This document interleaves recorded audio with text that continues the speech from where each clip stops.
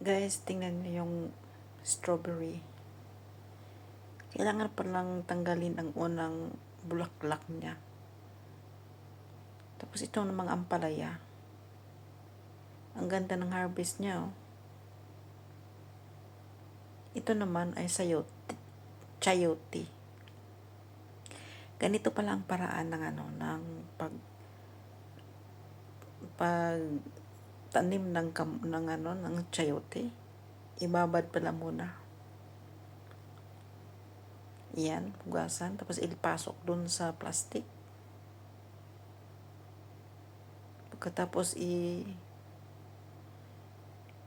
siya, yung ilagay sa karton. Yan, no? Tapos ilang araw itong niya. Yan. After 1 week pala, ayan. Ayan, nabuot na siya. Naglabasan na yung mga ugat-ugat niya. Ready to plant na, ayan. Tapos, mga yan, yung mga chayote na mga matanda na. Ayan. Ang galing ng idea niya.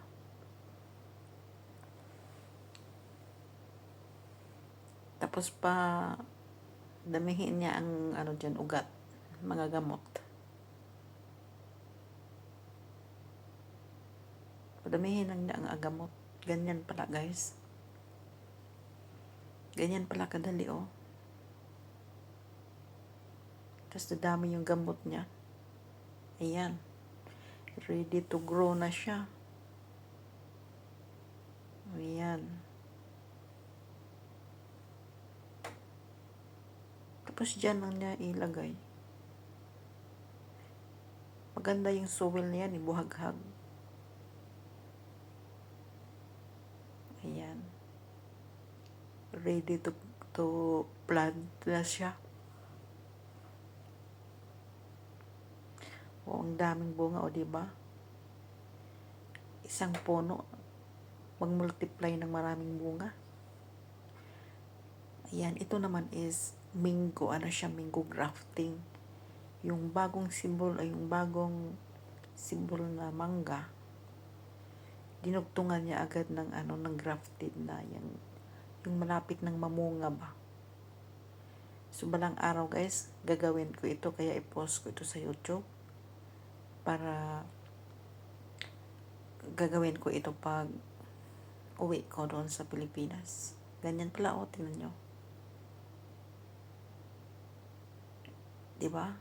Ang galing pala ng mga agricultural.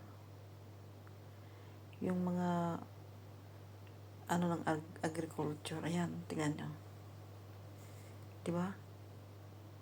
Itali nga ng plastic para magdugtong yung niya. Ayan. Tapos ito naman, ang ganito pala ang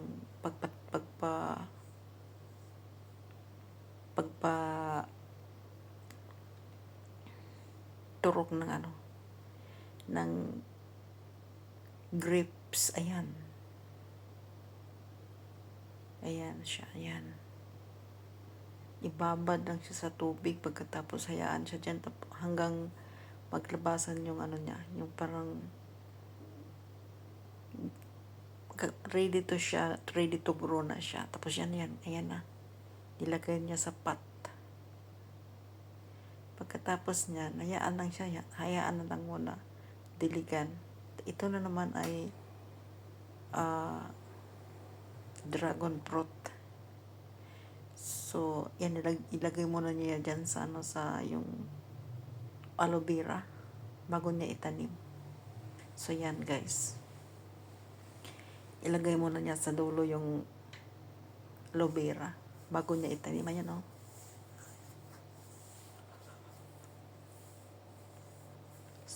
So, sinisave ko ito kasi balang araw uuwi ako ng Pilipinas. Ayan. Aloe vera yan.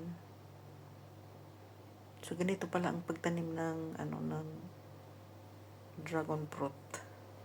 So, di ba? Ang ganda niya, Ganda ng pagtatanim ng dragon fruit. O, di ba?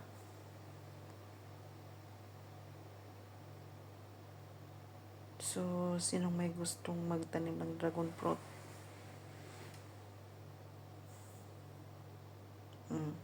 Ang galing niya. Ganun pala kasimple. Ganun lang kasimple yung pagtanim ng dragon fruit. Oh.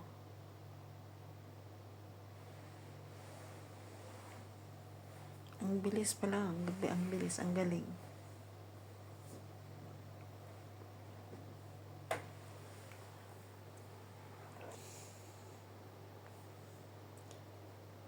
Yan naman yung yung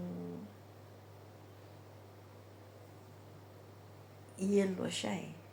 Masarap kaya yan. Sweet.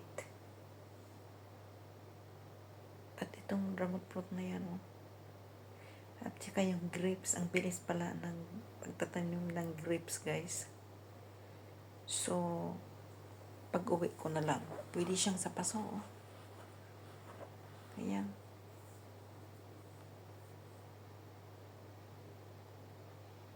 Ayan. Pwede pala sa paso. Tapos ito lang, pwede lang sa paso at mga dragon fruit. So, at least meron na akong way kung paano siya itanim. Pwede rin siya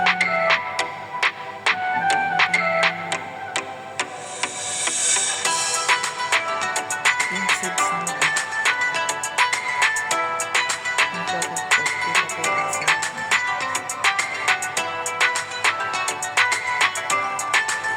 Hanggang ibabad siya sa tubig at hanggang sa tissue. Basta ang tissue, hindi ako na siya hanggang diretso na siya yung pagkabasa na pwede ko po. Subukan ko ang dito. Pag-uwi ko, gagawin ko yan. Ito naman, ito ang way ng strawberry niya. Ang galing pala ng ng strawberry. Tanggalin lang yung parang niya, yung buto niya sa gilid. Tapos ibabad. O ayan, hindi niya pinapakita kung paano niya inumpisahan yan eh. Pero may nakita ako noon na yung grapes. Ay ano pala itong grapes, itong strawberry ay inumpisahan niya doon sa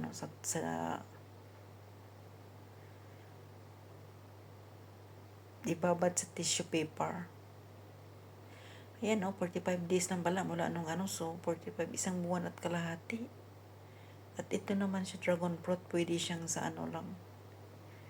Ayan, pwede siyang sa drum, pero ang mahal ng drum, guys. Magkano yung drum? 1.7. Ayan, ito naman is kailangan talaga siyang i-trim para Thanks for watching, like and subscribe.